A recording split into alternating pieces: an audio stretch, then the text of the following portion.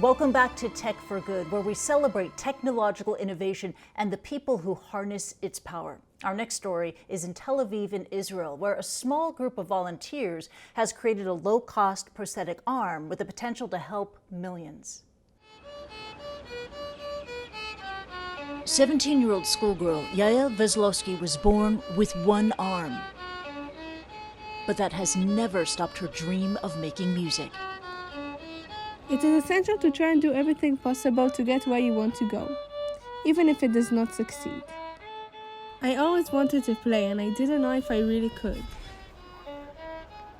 The prosthetic arm she uses to hold her bow was created by a community of volunteers called Tikkun Olam Makers, or TOM.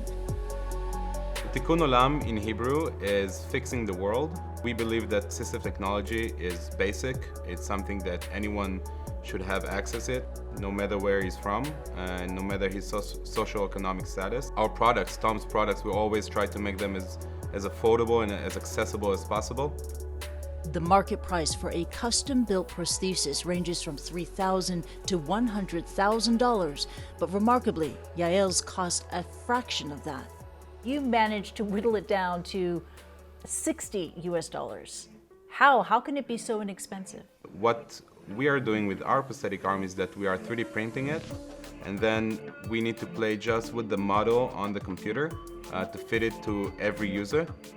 By manufacturing with relatively cheap design resources, Tom is able to produce multiple arms that are modular, so they can be personalized each time.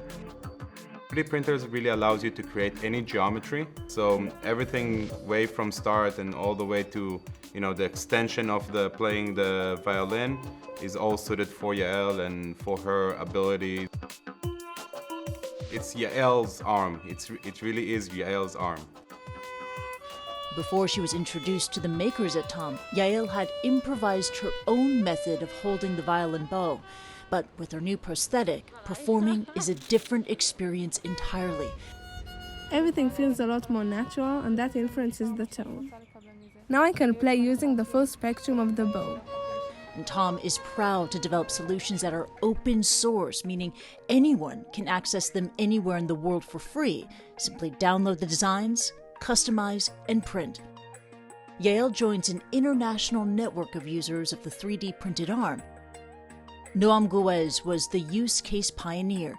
Noam, he's a 21 years old wounded soldier from the IDF, the Israeli Defense Forces.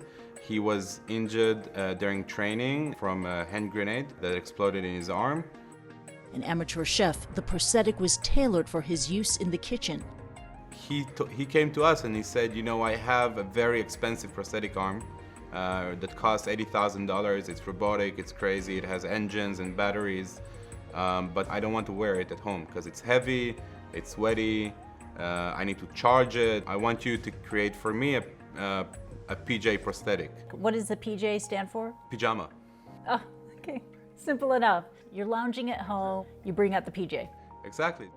Since then, Noam and Yael have been joined by Boon in Singapore, a quadruple amputee whose life has also been transformed by the very same technology. In regards to the PJ prosthesis, what are your hopes for that innovation for the future? There are millions of people around the world who lives with below elbow amputation, and the majority of them live in developing countries.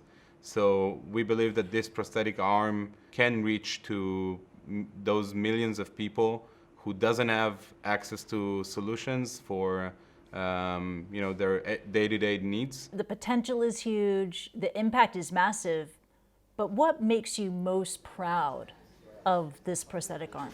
It's not about the revenue from the arm, and it's really, the whole process was around empathy with the users, and I think that's what makes me the most excited around this project. I feel more complete in myself when I'm playing. And it makes me very happy to be doing this.